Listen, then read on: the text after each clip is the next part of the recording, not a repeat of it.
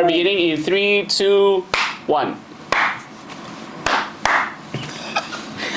Now they're gonna have a hard time editing. Hey everybody, welcome to NXG TALKS, and this is a brand new episode, so we're so excited because it is a brand new episode, but it is also our second episode. And today, we are really privileged to have these two men of God over here. They're so powerful. Their aura is incredible. When they walk into a room, their aura was so strong that I felt like I was going to explode. All right, so we are so blessed to have the Rajendrams, okay, Matt and Ben. You're supposed to clap. Yeah, clap for yourselves. Yep. And today we're going to be talking about worship, right? And as why we invited both of you, because the both of you are, one of you are the songwriters of. Hey, I sang the song. You sang the song, that's right. So and because you're related, so you have a part to play in the writing of the song. But the both of you, I mean, Matt, you wrote that song "I Will Trust," which was a real hit, not just in Revel, the Revel Worship Project, but many churches, including DUMC. We were incredibly blessed, including our senior pastor. If you don't believe, our senior pastor went to Pastor Ben and he was like, can you send me the meaning of that song? Because it moved him, it really touched him so much. And so we're so glad to have you guys come on our show and just talk about worship. But before that, if you are tuning in for the first time to NXG Talks, let me just explain a little bit about what this podcast is about. This podcast is basically a platform where we talk about matters that Christian young people go through, and I think, like, for example, today, worship, right? So a lot of times we have different understandings of what worship is. And if you are tuning in, you're like, oh, but wait a minute, worship is a lifestyle. Everything is a worship unto the Lord. So just to clarify that we are going to specifically talk about worship with the, what's the word? Help me out, Ben. The singing, the music side. Yes. That's what the arts and the creative side of worship. Do subscribe and do like this video. Yes, it is written down here. Remind them to subscribe and like and click the notification button. Oh yeah, hit the bell. Yeah, that bell. Does it work on? Oh yeah, YouTube. It's a YouTube thing, right? Yeah. I don't know. I'm old. Yeah. And comment. All right. So I think your comments mean a lot to us, and we will definitely try to address and talk about some of your questions and comments that you have. We are brand new, so we need as many comments as possible to improve. Okay, so let's get started. Let's go. I mean, we kind of already started, but let's get started. Yeah, there was a pre-show. There's a pre-show, right? So we didn't record. Yes. So why don't you introduce yourself? So, like, what's your name? What do you do? And what's one thing that you've been thinking about a lot lately? Matt. It's a serious question. Yeah, it's a serious question, yeah. What have I been thinking about? Nothing. Okay, so hi, I'm Matthew. I am 31 years old. Oh my gosh. That's young. Yeah. Yeah, 31, and I'm married and I have a son who is 4 years old. What do? I do video productions. So I run a company, Creative Storehouse, and I'm also working on the project right now with Signal Flare, and we're producing the Alpha Youth series. Wow. 3.0. Yeah, so that's very exciting. What am I thinking about? We just had a really good burger, so I've been thinking about it. That was really nice. What have I been thinking about a lot? Ben, what have you been thinking about? You've been thinking about your brother. Oh, that's great. Ben, touching. Okay, who's the older brother? Matt. Guess. I know this. It's just that. I mean, like, it's the camera people don't know. People behind the scenes, they have no idea. Guess. Yes. You're putting her on the spot. You're putting the camera. Yeah. Ben's the older one, and she is Right. Yeah, right. All right. You win another burger Okay. from What He always thinks he's like the youngest. I am What the Olivia younger. is trying to say, viewers, is that the both of them look the same age. Yes. No, he's older. Okay. Introduce yourself. So my name is Ben. I'm the brother of the songwriter of I Will Trust. Stop. Let's do that again. Hi, my name is Ben. My name is 1 Ben. hour later. My name is Ben. I'm a friend of Terry, and no, honestly, but yes, I'm married to Bethel. We have 2 sons. I was gonna say 1. We have 2. Joshua is 9. Sam is 4. Sorry. And I work in World Harvest Church. I'm on staff, so I'm a pastor. And yes, I love worship. And what I've been thinking about lately, honestly, just life and death, you know? Wow. So I Whoa. went serious, so serious. Let's you know? talk about that. Wow. Life and death. Yeah, it's Your so- brother said burgers. Yeah, earlier. He's so unspiritual. Yeah, he needs to get saved again. Yeah. Okay, here's just a quick fire icebreaker question for the both of you. Who used to get away with stuff growing up? Like, was it Matt who got away more with like stuff, or was it you, Ben? Like, who always My kena? mom Yeah. and grandmother was very equal actually. So I think we never really got away. We just Yeah. got both of us go we whacking. both got working. Yeah. Yeah. Yeah, And not like time out like all these nowadays. So you know, I've got nonsense. cousins who got away with a lot of things, you Yeah. know. So my grandmother would be like, there was literally once we were playing in the room, and we were playing and something broke, and my grandmother comes out of the kitchen and Hey, she's like, talking to Mike. oh sorry, my grandmother comes out of the kitchen and she looks at us and she's like, what's going on? And she's holding a stick. Oh. And my cousin is in front of her. Yeah. And I'm like right at the end. She goes, what's going on? And we like, we are like, we don't know what to say. She walks up, she pushes my cousin out of the way and walks up to me and gives me one whack. So yeah, we didn't really get away with things, but others did. But you see, all that discipline made the two of you whoever you are today. So thank you, Grandma? my Yeah. grandma. Well, Yeah. we love you. Yes. All right. Now, Hey, can we get serious? no. Yeah, let's get serious, guys. Yeah, about man. you know, about, we are a serious podcast. Yes. You know. Yep. Let me just segue into now.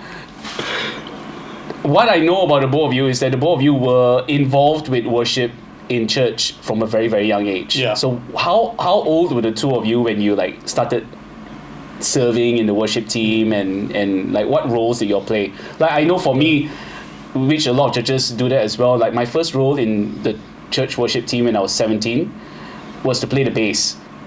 Because no bassist. You're like, hey, let's get the new guy to play the bass. You know? Yeah, but what were the both of you? Yeah, I started playing drums at 7 years old. So that was my first time playing in worship. I was 7 years old in church, and I still remember my legs could hardly reach the pedal, and I could keep a beat. So I think the one of the reasons because we both grew up in church, like literally every event we were there, every prayer meeting. Yeah. We used to have those overnight prayers. Thank God we don't anymore. This is such a bad thing to say. But yeah, it's but we were there at everything, and so like we will mess around with the things on on stage, and because we were good kids back then, we didn't break anything and all that. But we just wanted to play, and I think so with that we just started doing that. So started jamming and things like that. So I started serving at 7. How old were you? I can't remember how old I was, but You used to play the guitar. yeah, I picked up the guitar, and then I went straight into electric, and then we started this band called BDM. Wow. And What does we were- BDM stand for? Ben Daniel Man. There's nobody else. It's our name. So and we our first hit single was We called, were our first hit single. it was called Jam for Ja. Yeah. Wow. For With the Ja. number 4. Jam for Ja. Wow, that's very Jamaican. Yeah, like, We were confused. But we were cool. so what's the first song that you learned? on your guitar. Oh, I know that very much. Lord, I lift your name on high. Oh wow. GCDC. Yeah. GCDC. Wow. That was Sounds like the a band. first song, and I played it so often until I could I made sure that I was able to change the chords without Whoa. any Wow. skip in the middle or anything, So and then the strumming, and I got really good at it. Yeah, you can play a Jamaican style like reggae on that as well. Yeah. Jam for Jar. Jam for Jar. Hashtag Jam for Jar. Yeah. Wow. Yeah. How about you, Ben? He What was the playing first song? saxophone. Oh, wow. No, I wish. I did want to, but Yeah, I never took off. It was an Indian saxophone. Yeah, What's one. an Indian saxophone? Yeah, one of my auntie gave me this. My auntie from India, she gave me this saxophone, which from India. I don't know So where it's she got a it from. saxophone from India. It's not an Indian saxophone. Lah. Yeah, why would you say that? Man's racist. Well, in India, it's a saxophone. But when over here, I couldn't even blow the thing, man. It was anyway. Fast forward, I used to. So my song was "Lord, I Give You My Heart." Yeah, I'm more spiritual in that sense, Yeah. So Why? because you're giving. heart. Oh, okay. All right. Yeah. Anyway. Yeah. I love the. I always love to observe banter between siblings because it's the purest form of banter, like not made up. It's like you've been talking like this your whole life. I love it. Because it's true. Here we go. Yeah. Okay, first question to start the night. Well, not first question. This has been like the fourth or fifth question already. And to start the day and the night. What is your top 3 worship songs in the last 5 years, and why is it Kamsa Hamida? Oh my god! I love that song. I like every morning I wake up, I have to turn that on. It just helps me live my life better. Kamsa Hamida, thank you Lord for who you are. Answer the question. Praise Jesus. Alright. Okay, 3 songs. I 3 songs in the past 5 years. That's really difficult. I would have to say Delightful. Oh wow. Oh, Delightful. Hillsong United. That was I'm sure that's in your maybe it's in your list as well. He just want to be like his brother. Wow. Wow. I know, but Delightful is an amazing, Okay, yeah. amazing song. I think just it feels like a psalm, like Yeah. a song of David, like just pouring out your heart kind of song. But yeah, that's a beautiful one. Another one would be Jireh, because during COVID, who didn't listen to Yeah, Jireh? yeah. It kind of got us through it, right? Like, thank you, God. Like you're more than enough. And Yeah. then last one. I have to pick between this. Thrive, worship, pour your spirit out. Oh yeah, it's a good one. That's a good one, right? Yeah, I love that album. But yeah, so there will be 3. How about you, Ben? Mine was As It Is in Heaven, Hillsong. That was the first. That's been actually funny. It's an old song actually. Hillsong, As It Is in Heaven. Yeah. As it is in heaven, so let it be. I will sing like a. Yeah, we can't sing more than 10 seconds. Yeah. Okay. It'll get taken down. Oh, yeah, that's right. Yeah. But yeah, so that song has been like just playing my. This is why I said I'm thinking about life and death. Because we live in that balance here on earth. We're living in this balance of we're alive, fully alive, yet we're actually dying every day. Wow. And so that song has been just in my mind and my heart. Delightful, definitely a song that I think I've over listened. I don't think I ever have enough of that song. And the other one would be As You Find Me. I think that song, even during the pandemic and things like that. So every time when I find myself questioning, like where do I stand and with God and things like that, that song keeps ringing true to me. So yeah, As You Find Me. Cool. All right. So I'm assuming that the both of you have. Were you about to say the 3 of you? Yeah, I was going to say 3 of you. Wait. There's like. Are we 2. there? Sorry. I mean, like. No, I didn't say you can edit it to make us look slim. The both of you lead worship in your church. Yes. Right, and I'm assuming that because these, like, you guys have been impacted yourselves with the 3 songs that you just talked about. Like, have you guys led your congregation in these 3 songs before? Except Delightful. No, Why not? we have not done Boy Spirit. Boy Spirit and Delightful. Yeah. Because I think Delightful is a like Matt said, it's like a psalm. So it's Not really a song of worship. yeah, it's more like a prayer, and it's your devotion to God. And So we actually sung it during a memorial actually for someone, and that was it was a really beautiful song for that, and I think it just sets gives context to things even in a difficult season. Yeah. No, you guys mentioned that like it's it's more of a, I guess, a different context, a song for a different context in your worship life, right? But like, have either of you ever been in a worship set where, like, okay, I'll be the first one to put my hand up to say that I've been in a worship set whereby the worship team would lead us in a song. I'm not going to name any particular song, but as I'm standing there as a congregation, I'm like, why am I singing this? You know, like the context of the song. Like, how important do you think that is, you know, especially when you're leading a congregation in church? Because I do feel that well, not in UMC. I think in UMC, our worship coordinator and our worship pastors, they're the best. No, yeah. Like, you know, they're very mindful about congregational friendly songs. Like, in a sense where these are songs to lead the congregation into worship. But like, there are those really, really personal worship songs that are beautiful, that are great as well. Like, do you guys ever face that, or, you know, in your church where you're at, or have you ever been in a worship set where you're like, why is this guy doing this song? Like, how am I going to respond to this? I think we've been in sets where we would sing certain songs, and then people would ask like, hey, that song has a lot of words. You know? Like, there's so many words, like we can't even keep up with it. You know, we've done sets like that. I think we've definitely done sets where like the song doesn't. I think one of the other thing is sorry, something came to my mind. The other flip side was that like a song like 100 Billion Times, for example, right? It's like every verse is different, you know, right till the end.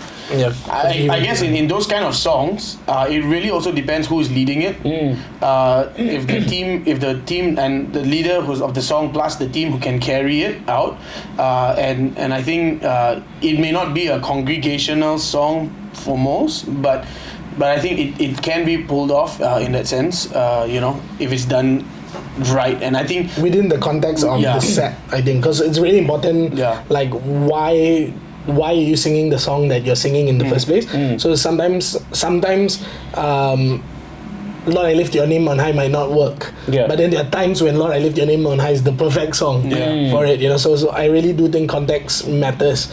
And so it like, to answer your question, like, does context matter? I believe it does completely.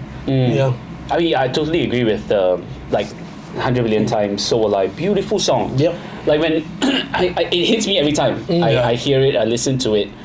But I always ask myself this question, like, if I were a worship leader, like, how in the world would I use that song to lead the congregation? And would it be because I had an encounter, therefore I want, you know, the rest of the church to have an encounter? Like, to me, I think that there's always a balance there, you know, to how we decide. I think that's a very like real question to ask, because I think a lot of worship leaders also struggle with that, because you don't know when God is speaking to you in your personal time and when it's meant to be for the congregation. And sometimes you get mixed up, so you take your personal time and put it in the congregation, and then the congregation time you put it in your personal time, right? So that's a very hard line to draw. But I think that's a very good thing to so I remember, you know, the song when How He Loves came out.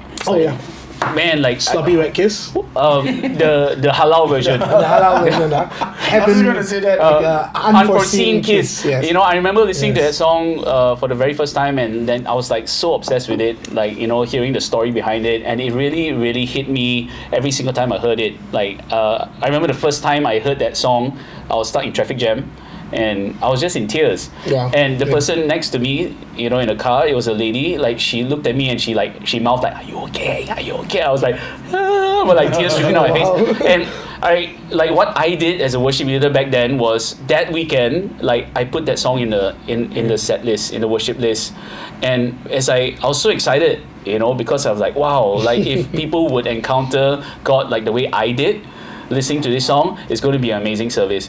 And when I led it over the weekend, nobody was singing, man.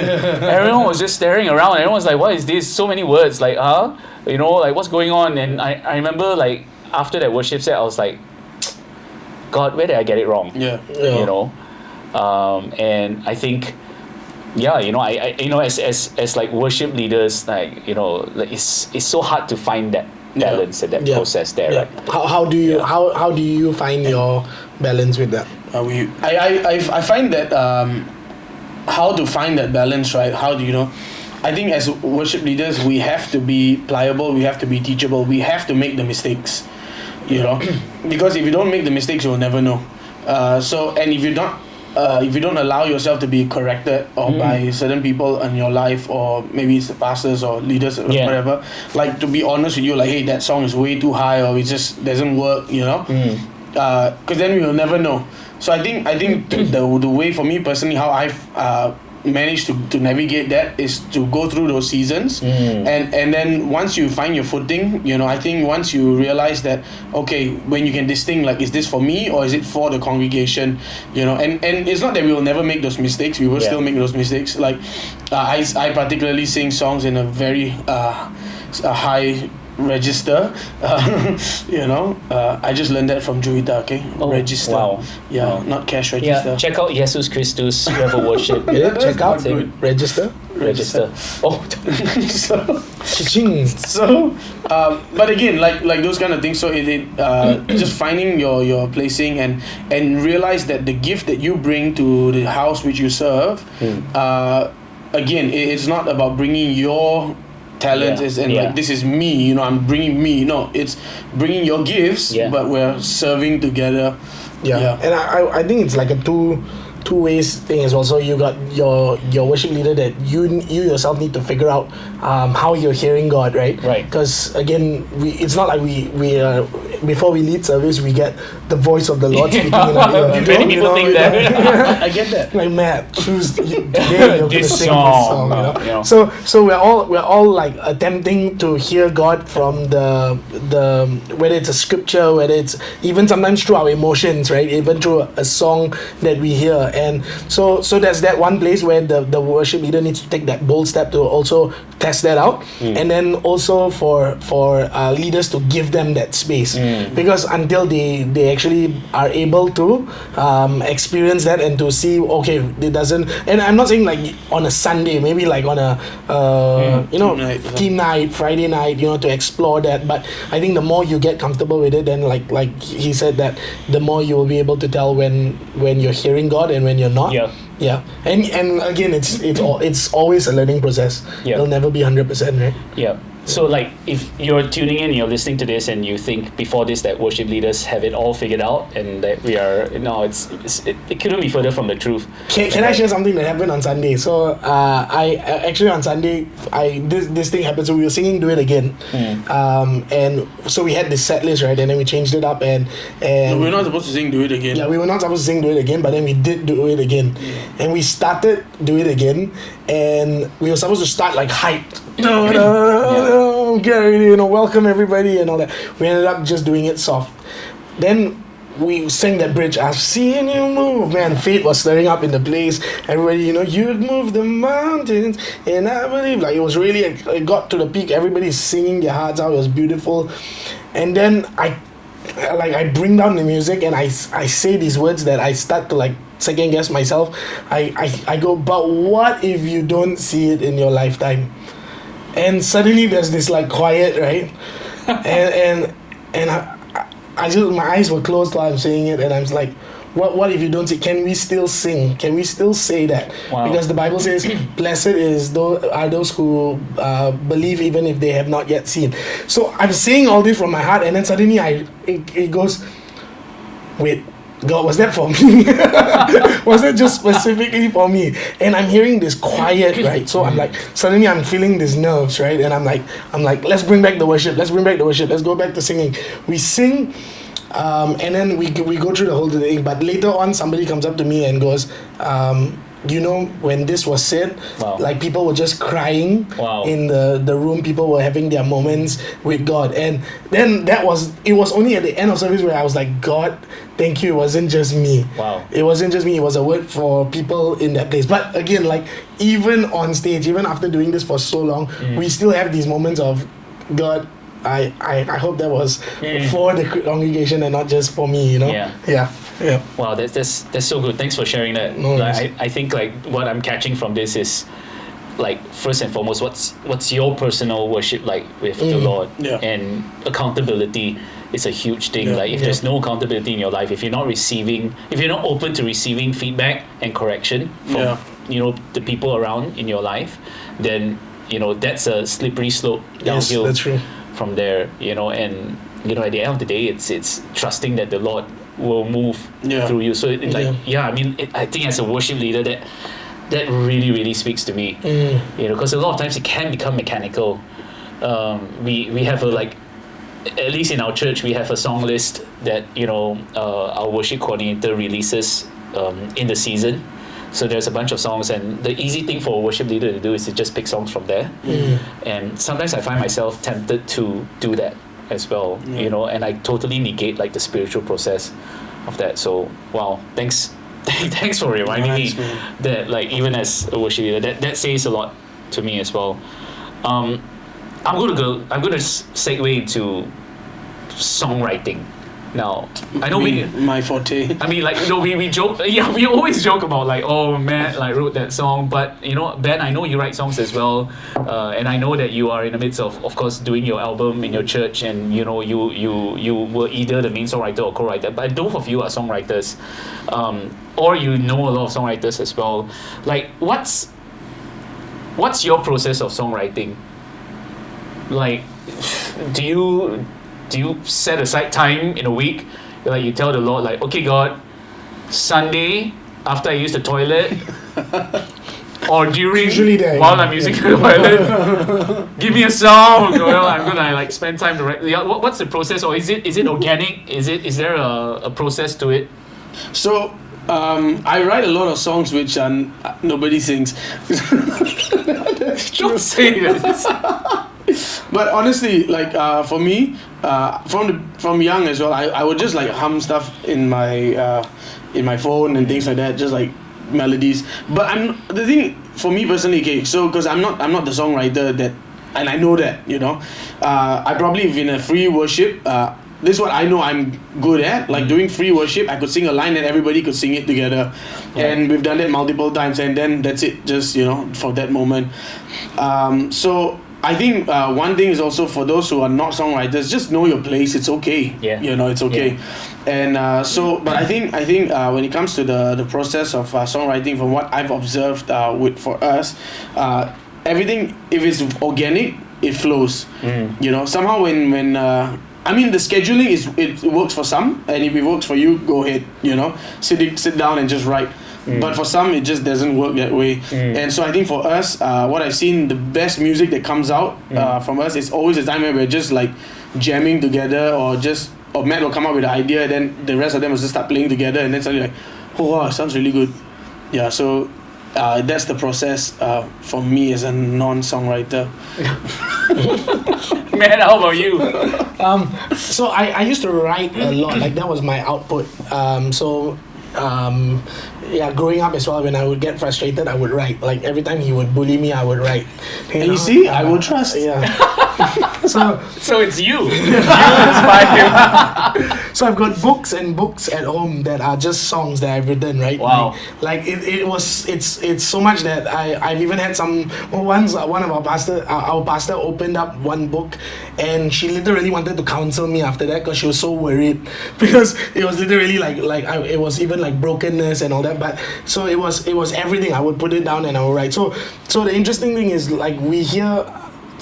I will trust, like, after so many years, we hear like certain songs that we've written that are going into the album, but really there's like probably 150 that you have not heard, like nobody will ever hear, So that's my writing process. It's never been about writing it for everybody. Yes, there are moments when I'm like writing a song and I'm like, okay, this can be sung, but many times it literally starts with just me writing down my text. So I'm a word guy first. Yeah. I tend to write words, I think of words, and then I build a melody around the lyrics.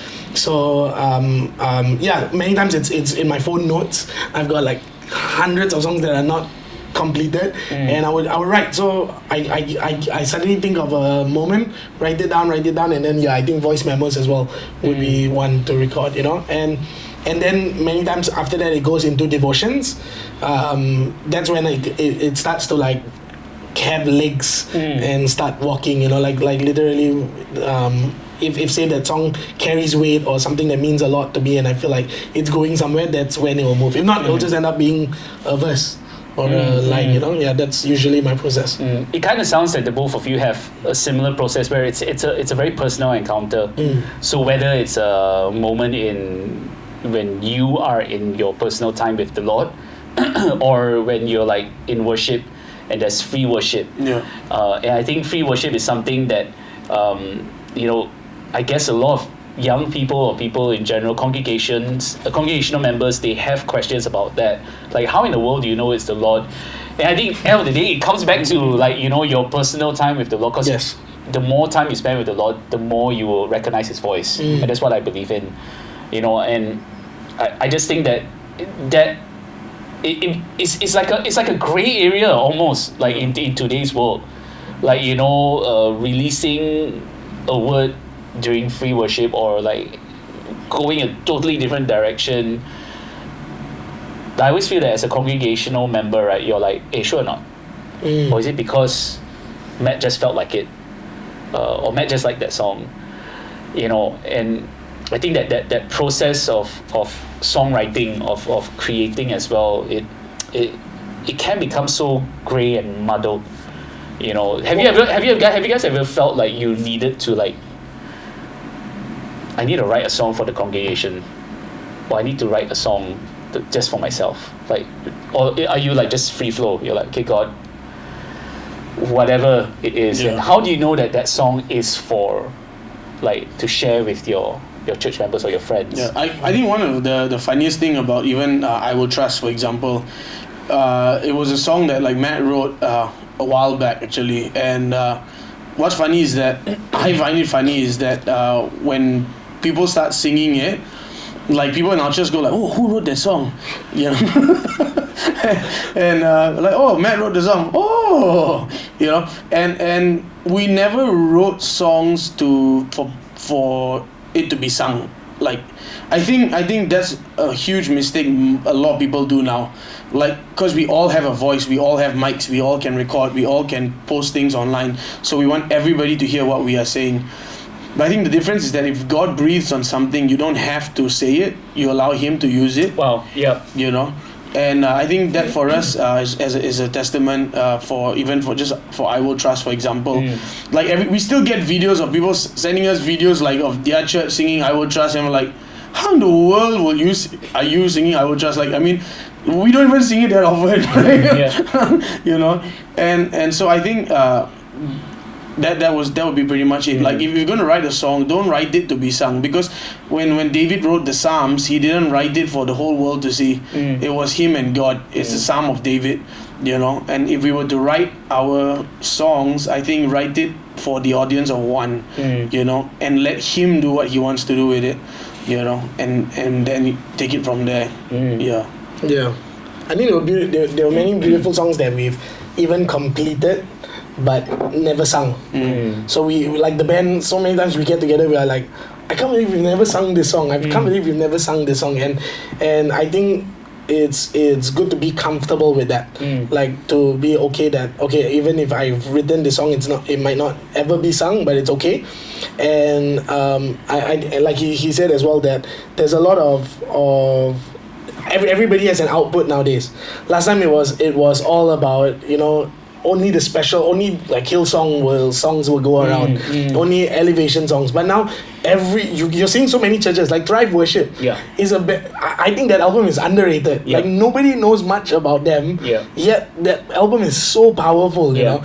But with that it comes this idea that now every church should release an album, and every church needs to release an album, and because like everyone has a song, and I agree everyone does have a song, but when it becomes this idea that I need you to sing my song, that's when it becomes that issue. I feel like if you like, never once did we say DMC I Will Trust is a very good song, you know. It is something that you should really consider, you know. That would be so weird, you know. Yeah, imagine you gave us a QR code to scan. No, you know that? Like, imagine if it leads us to like, I Will Trust. Terry, have you heard this new song that I wrote? You know? Well, we try to slip it in, and I think that becomes a little bit unhealthy. And even in my moments when I wrote songs before, there are moments when that would come up. Like you would feel that desire of, I'm gonna write this for people to sing. Like I used to do this thing in youth.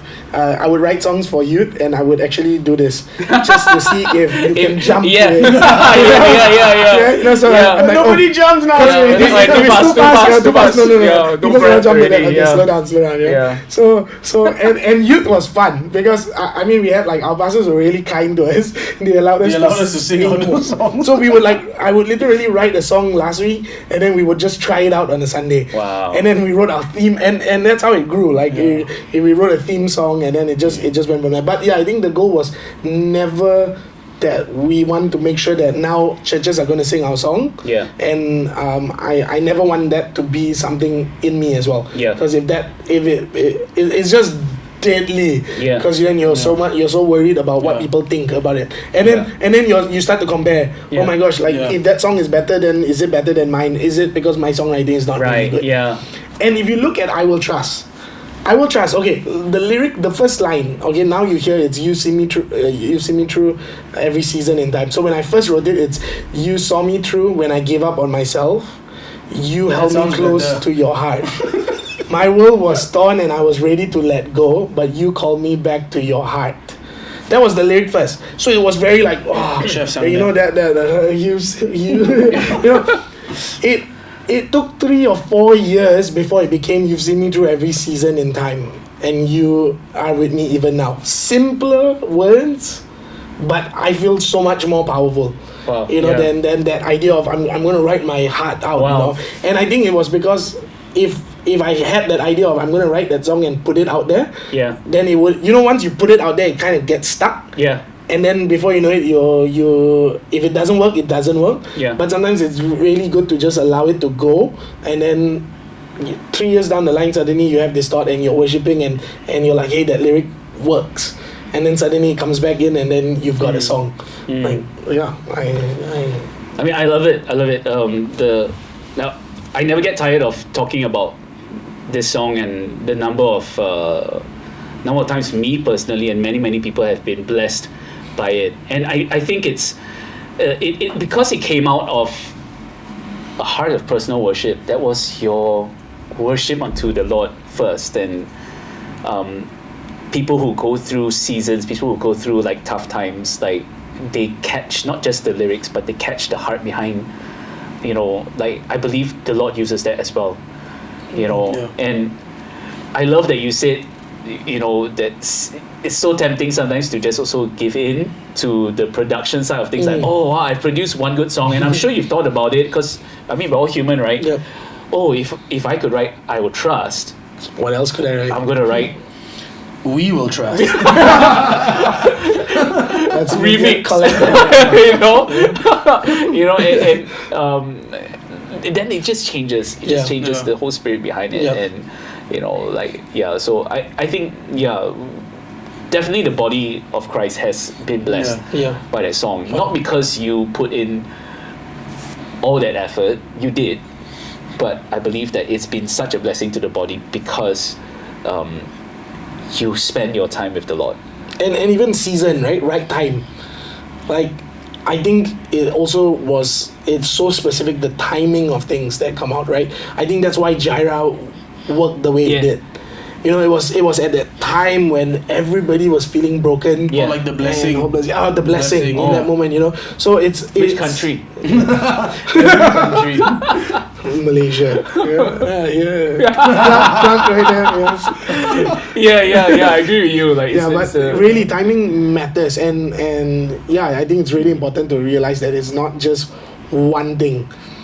You have no idea how much goes around into making. Like, honestly, it just blows my mind when you say something like, "I will trust." We sing it, like I wanted to ask you just now, like, what about it works for you? Yeah. You know, because it's Because we sometimes. still don't know. Yeah. Sometimes it's like I don't understand it, you know, like Yeah. And I'm not trying to be like cute about it, like you know, I don't Tell me- understand. tell me how great tell the me song the is. song This is the truth. This is the truth, right? So okay, so like I said, I'm not the songwriter, right? So most of the songs they write, so I sing.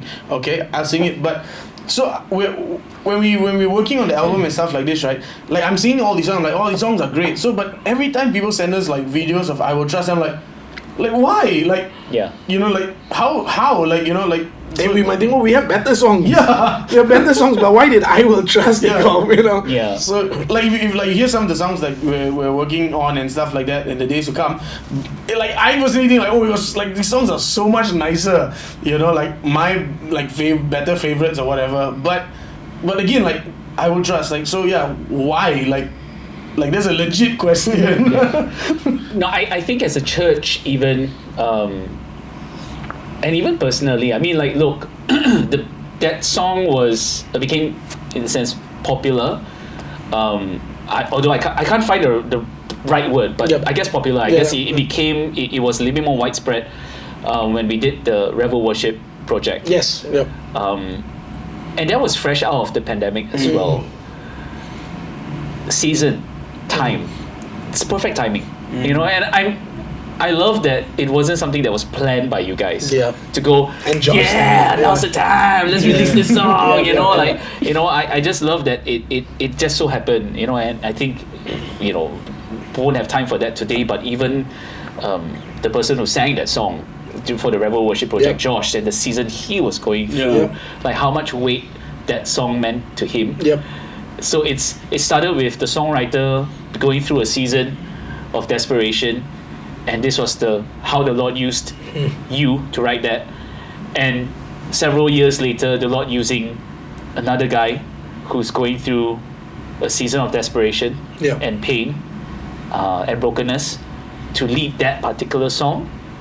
You can't plan for things like this. Yeah. And I just believe that because of that heart and that spirit, the songwriter and the guy who sang that song in the Revel Worship Project,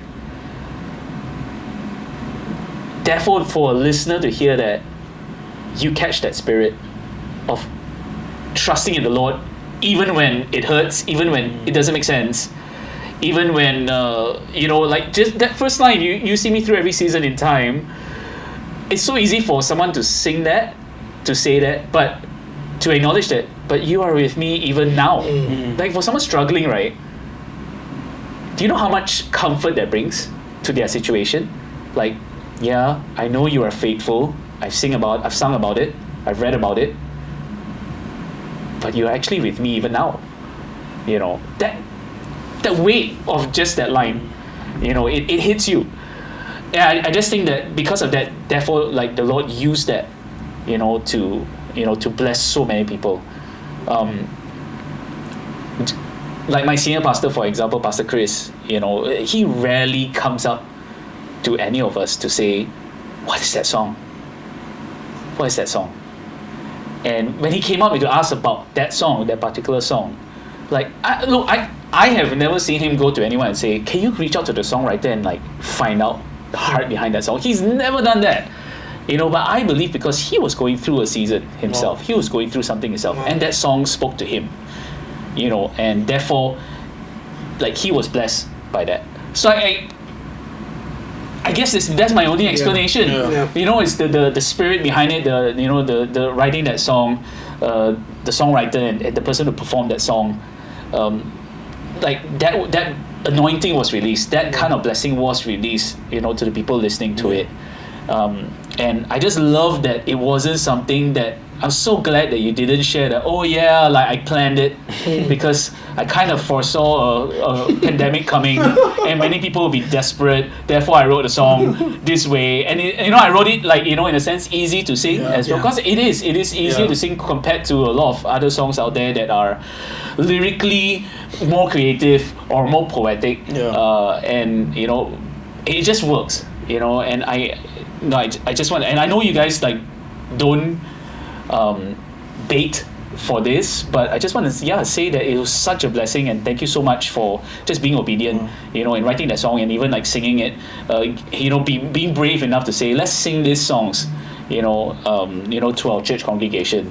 That means a lot. Now, in terms of, I'm just gonna, so before we end the night, I need to talk about this, like as songwriters especially, or as worship leaders, whichever you guys think is relevant to you right now. Where is the line drawn in terms of creative freedom in worship? And I mean, like, okay, so like as a songwriter, right? How poetic can you get? Or how poetic should you be? I believe, I know songwriters, for example, right, who they hate using 4-chord songs. I know songwriters who cannot. The song must be like a pantun. It must be like some some lyrical poem like that. You must like read like 400 times before you actually get where's that line? Is there even a line that should be drawn? What do you guys think? It's funny, because when it comes to arts, there's hardly any lines. I think one of the things, the lines that you draw. That's right. Get it? So anyway, moving on. I think one of the things that we talked about just now, so like churches, like Matt said, no, every church must write songs. I think coming to understand that, look, for songwriters, I'll speak as a worship leader, okay?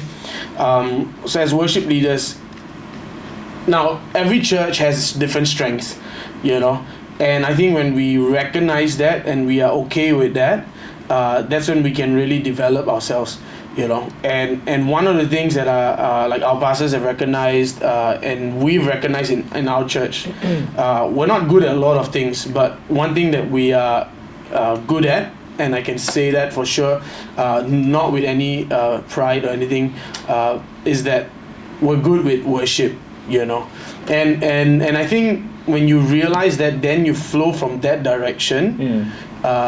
Worship leading becomes easy in that sense. It becomes anointed, But on the other flip side, how far is too far, I think when you have, like for Matt said just now, when we were younger, like our pastors let us, like we wrote youth songs. For example, we had a song called Momentum. We're on Momentum. Wow. That was a huge hit. Yeah, wow. For all 12 of us. So sung it like week in and week out. And I thank God for the people in church, like who would sing that song, and some of those who still remember the songs will sing it with us now, and we're like, no, please just don't. The young fellas are like, what are you talking about, But we used to sing it in and out, and so we were given that freedom to try. I still remember, we're on momentum for you, Lord. I'm like, what? That's the lyrics. Hey. So I mean, using you heard that song. I would be doing this. Yeah, I would be doing this. But using a word like momentum in a song, like back then was weird. It's like even the adults were like, momentum, like why? Like I mean, you don't use those kind of words. You use like, great are you, Lord. You use God will make a way. Shout out to Don Moen. But you use those words. So using a word like momentum was weird. Now fast forward to now, where you have Kamsa Hamnida. Did I say it right? Kamsa Hamnida. It sounded a little bit like a bad word, but sorry. you almost got it. Right? You got all these things, and I think as pastors, as leaders, one of the things that we must be very careful is that sometimes we can put a lid on the next generation. Just because it doesn't make sense to me doesn't mean it doesn't make sense to others. Right. You know, so when it comes to creativity, I'm very reminded. I was telling my wife this, you know, like we were listening to some of our songs, and John, who's producing it, he kind of put like auto tune and just messed up with the vocals a bit, and I'm like, and it sounded really cool, like T-Pain or something like that. But I told my wife, I was like, oh my God, just imagine, right? Like 5 years from now, the next batch of worship leaders that come through, and this is going to be the style of worship. Yeah. Are we ready for that?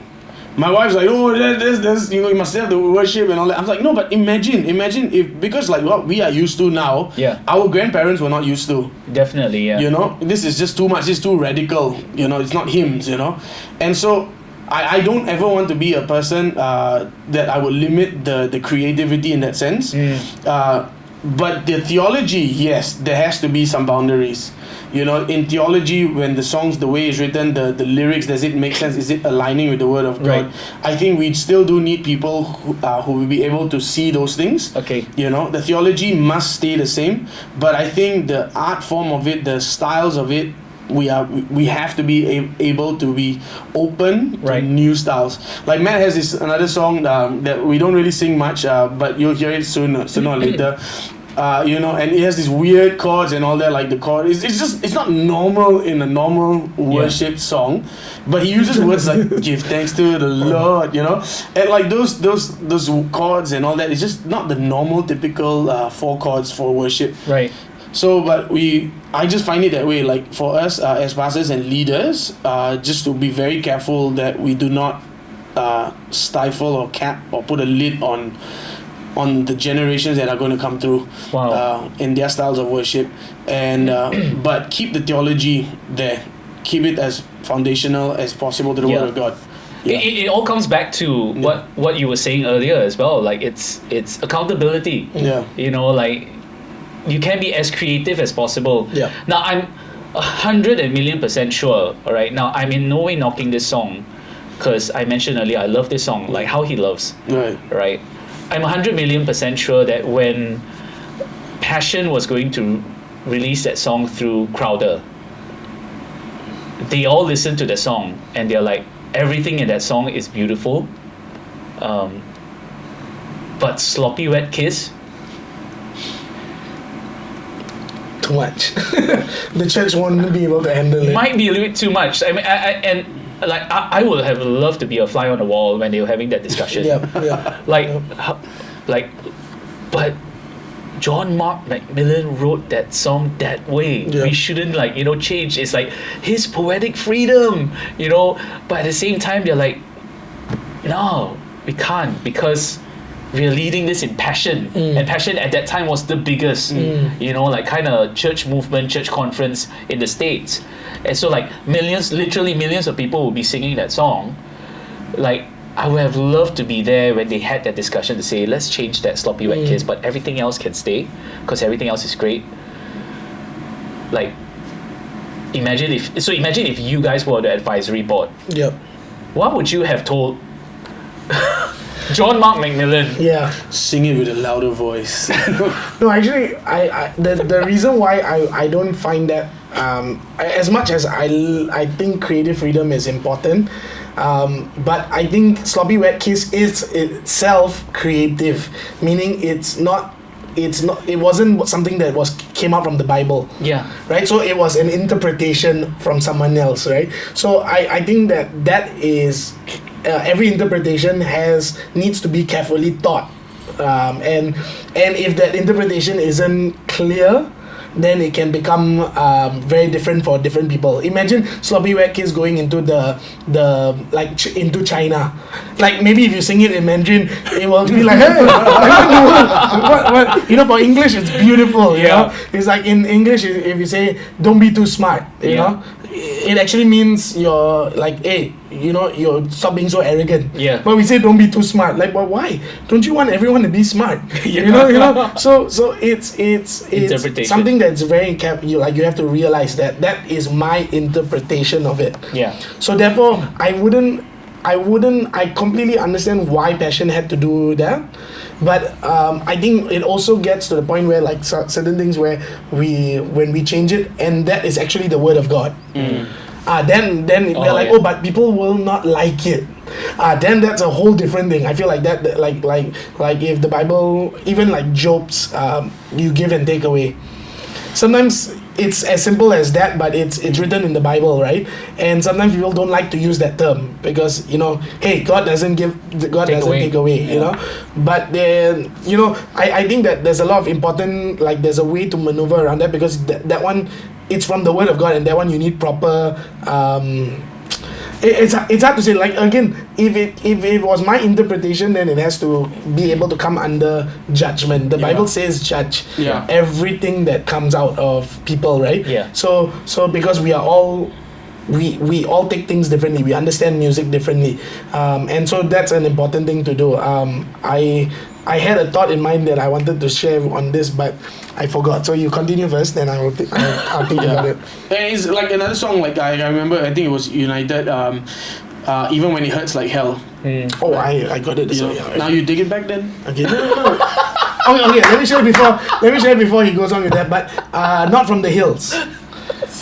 So I sang Not From the Hills, the chorus. Do you know the chorus goes like this? Not from the hills, not from the mountains. My help comes from you, maker of heaven. Help is from you. My help, your case. I forgot my lyrics. Help is from you, maker of heaven. Man's face.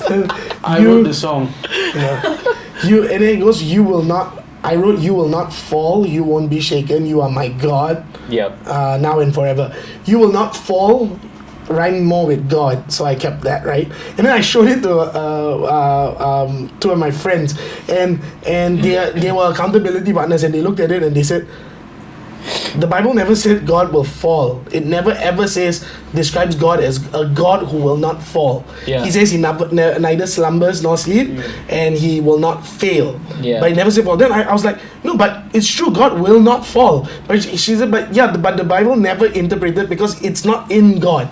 God cannot fall because it's not even in him. So you don't say he will not fall, right? It's like, so we went through back and forth with this, and then suddenly I was like, okay, I realized that I was trying to get my interpretation in. Yeah. And so we changed it and we kept it to, you will not fail, you won't be shaken, you are my God. And I had to say, it's okay. I know I wrote it with fall, but it has to be fail, you know? Yeah. So that I think that's very important to be okay with those things. But even when it hurts like hell. Yeah, even when it hurts like hell, those kind of things, those are all art expressions. Yeah. Right.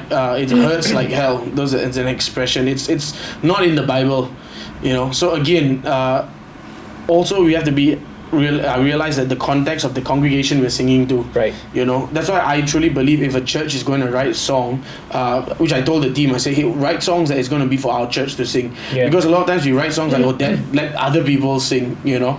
But that's where we get it wrong, and you know, and we start again like that, you know, try and get people to sing your songs. But you write songs that this is for the house, this is for, you know, my friends. If my friends sing this song. So when it comes to like songs like Even When It Hurts Like Hell, you know, I still remember that conversation I heard, you know, when Taya Smith sang that. So again, like when they looked through the lyrics, they were like, you know, this is out there, you know, there's like, you don't sing this in a worship song. Yeah. But we get the point. That's how much it hurts. So it was not nothing an attack on theology, but it was just an expression. So that's why it was okay. So again, when it comes to like theology, you never fail me yet. Like why do you put the yet there? Is he going to fail next week? No, he won't. Again, right? So, but we get that art, the understanding of art. So I think when it doesn't question theology, it's okay. You know, but when it does start questioning theology and it starts questioning the divinity of God and God's character itself, right. I think that's when we need to be allow again like that. You know, you will not fall. Yeah, he will never fall. You know, those kind of things. We allow ourselves to make those switches. Because if it was you will not fall, nobody's gonna sing that song. It just sounds weird. You will not fall. Yeah, last time it worked so perfect. Now I'm like, ugh. This is horrible. Yeah. But yeah, I think, and also understanding give grace to people for why they do certain things as well. Like if they changed it for their congregation. Yeah. Okay, we're not Hillsong or anything or these big worship bands where if you change a lyric, you are like probably, you know, copyright infringement and all that. But But like to me, right, when someone comes up to me and goes, "Hey, can I sing your song this way?" Yeah. Like it doesn't occur to me that like, oh no, you cannot. And maybe it's because I'm not earning from it. I have no experience. Yeah, someone say, yeah, of course you're not earning from it. But I never want to lose that idea that if it has to be changed to be sung in a certain context, that I'm more than happy for you to change it if it works for you, because that song, as much as it is my song, as I wrote it, it's so beautiful to hear other people sing it, right, and use it in their context. And so lyrics, even if the lyrics has to change, even music like Revo sung our songs really differently from how we would do it. Like it's different. Like if you hear the recordings of what we're doing. So coming back to the guys in church, right? So when we were recording our song, they're like, when they heard like Revo, and they're like, why did they sing it like that? they're like, why you never say anything? Why you never do like do this? We're like, to me it was like, it's okay. Yeah. Because it's going in this direction and it's being led by this person, and they're probably doing it to fit the context. Right. Yeah. But they're not. It's not like they're saying, we're gonna name it Revo, and they're not gonna, the heart behind it, right? Yeah. And I think if you give the grace for that, like we can live in a better world. Yeah. We can like enjoy each other's songs and understand why the person wrote it that way. Again, like if it doesn't actually, it isn't theologically wrong. Yeah. I think then we can give grace for someone who changes the lyric. If you translate a song, it has to be changed, right? Yes. The lyrics. Yes. It cannot be sung exactly in line by line. Yeah. So I guess in English as well, sometimes certain churches cannot handle sloppy wet kiss. So unforeseen kiss is perfect. Yeah. Because if it doesn't make a person worshipping and go, and imagine someone was, imagine if somebody was abused by someone. Yeah. And that image of sloppy wet kiss is disgusting to them. Imagine in their worship and suddenly you sing it and they're like, like it's affecting me. It's like, why risk that? When you can just change it to unforeseen kiss. Yeah. So I think the arts matter, but not at the cost of somebody else's ability to worship. Love it. Yeah. I loved it. I love that statement. Really, really love that statement. And just one, I guess one example of that, before I just draw everything to a close is so a good friend of ours, we know him as well, Josh Yeo. Like he wrote this beautiful song, right? Reward, and we sing that song. I love it's an amazing song, Yeah. right? And the great thing is when you talk to Josh, he's not one of those guys that, like guys who know they write good songs, like they know it. You know what I mean? But he's just not there, and I just love that all his songs also come from a place of intimate worship between him and the Lord. And the song has been such a blessing to like the English community or English speaking community. And he told me this story of how that song was translated to BM, right? So reward in BM in Malaysia is ganjaran, right? So he brought so he was going to do some ministry time in Indonesia. I'm not sure if it's Jakarta. And he told me the story. It was like he sang that song, and the people in the crowd were like, "What in the world is he singing?" And then he was wondering what's going on. Like 1,001 things were playing in his head. And then after that, someone told him that in Bahasa Indonesia, ganjaran means punishment. Oh my! Oh wow! So instead of singing that Christ come and be my reward, he was singing Christ come and be my punishment. They were like, see that? Yeah. What? Yeah. It just goes to prove that it can be as creative as possible. And I think I love what Ben said. We should not stifle it. Yep. It should be encouraged to write, to express your creative form, but never forget the accountability side of things. There are so many words in BM in Malaysia and Bahasa Indonesia, like they mean the total opposite. Yeah.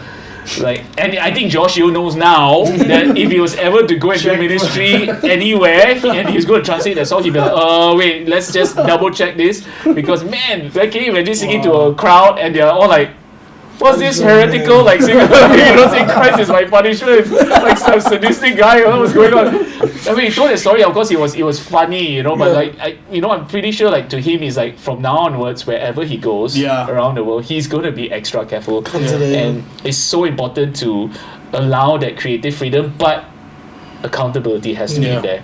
You gotta have at least 1 or 2 people in your life that you trust to say, change the lyrics on this. And I think if you are an aspiring songwriter, if you've or even an artist that you paint or write like how Matt used to, be as creative. Don't be afraid. Don't be afraid to explore. Don't be afraid to express yourselves, but surround yourself with accountability. Get people involved in your artwork, in your in a sense, in your creation, and I believe that it will be a blessing, to many people. All right. Thank you guys for this. Wow, there's so many things to unpack from tonight. But before we end, because we got no budget, so we would like you guys to. I was like, wait, what's going on? So now we can't pay you. So like, but we would like to give you guys some airtime to like kind of share something exciting that's happening, whether in your work or in your ministry, in your church. Go for it. Just look at your camera and. Okay, Matt, you want to tell them go how for good? it. So when is our album supposed to be coming? I have no idea. So are you going to talk about your work first or what? No, I'm gonna. So Matt's fancy. Tell him he makes videos. He has Creative Storehouse. Hashtag for each other. Go to Instagrams at Creative Storehouse. You'll find him and his wife running the company. But if you want a discount, talk to me. And then he makes alpha videos and all that. So yeah, he makes cool stuff. And okay, seriously, you want to plug for Ben then? Yeah. So if you need if you're looking to become or to grow a manly beard and you just don't know how, without any oil, you just don't know how. It's if you call this number 1-900 Ben Beard. It'll teach you. It does not just come with the cream and the lotion, but the comb, right? Because it needs to be tamed every single day. All right. So 1-300. In case you're wondering, Ben Beard. Please don't call 1-300 Ben Beard. There's no number. But seriously, okay. So I got another plug, right? Because you say free plug. So we're putting together an album. We've been talking about this since we were kids. Like we said. 25 years. Yeah, like when we were kids, we would just jam and we're like, everybody's like, we're gonna make an album one day. We're gonna make an album. And we never made an album. And nowadays, nobody makes albums anymore, like CDs, right? Gone were the days, So we can't even make a CD anymore. My band still has 250 CDs in my storage room. Yeah. Do you guys want? Give you guys like 50 each. Yeah, I need to put, you can use to put over your table as the like cheese away flies one. My screen needs to be lifted up. Shout out to Alter Frequency. Frequency. We have 250 CDs. If you guys want. Guys, if you do not already know, if you've never already heard, search up Altered Frequency. Before I Will Trust, it was Altered Frequency. No. It was Can't Keep On Running Away. Okay, 10 seconds. You have no idea who this guy is. You have no idea. No, so your church album, yes. Finally, we're working on that. Hopefully, we're hoping that you'll be out. Actually, we're targeting for December, the second week of December, and so we're working on that. So you'll hear some other songs that the guys have written. Matt, we actually write other songs. Yeah. I'm like, please try singing other songs as well. I Will Trust in 4 different remixes. Now that's what you call worship. Yes, We got the acoustic, the semi-acoustic, and the what do you call this? Trio. Reggae version. What's that? Reggae version. What's that called? Dubstep. Dubstep. We got EDM. That's right. So that's how old we are. So that we're working on that, and that's coming out. I hope it really blesses you. And again, please just write songs that will bless the heart of God. Yeah. That ultimately, Yeah. you know, let it bless the heart of God. Michael Coliano said this. He asked a sister, and he said, how do I grow my ministry? How do I grow church? She just said to him, look for the love of Jesus and love him back. Wow. And I think if we all do that, worship leaders, every Sunday, go after the love of Jesus and love him back, love the people back, we'll be doing what God has called us to. And I don't know why that added into the plug, but yes, that's it. Wow. That was the perfect way to end this episode. Thank you so much again, Matt, Ben. Love you guys. And I'm so glad that we crossed our paths. Love you too. Yes. Last year. And yeah, it really feels like I've known you guys for years. I was just going to say that. It feels like we've known you since forever. Oh, should I plug like Monday? Maybe not. Maybe not. Maybe we'll do another episode on sports. But thank you once again to both of you, and to the rest of you over here as well. You know, do like, subscribe, comment. We are, and you know, if you have an idea of what you would like us to cover in future episodes as well, just write it down in the comment section. Do follow us, all right, at nextgen.dmc. That's right. You know, that's you know, do follow us as well. You can find the links below. It'll be in the video. Our video editors are amazing people. Do you know, Derry, that there's a conference coming up? Ignite? Oh, on the yes. 26th and 27th of but this podcast will be released after that. Oh, yeah. I think so. Yeah. Who knows? So, Maybe but- our editor is now pressured to Yeah. release it before Ignite. But You don't know. if it's released after Ignite, you would have recognized these two people over here. Alright. Alright, that's a great way to end this episode. Thank you so much. God bless you. We see you at the next one. Bye.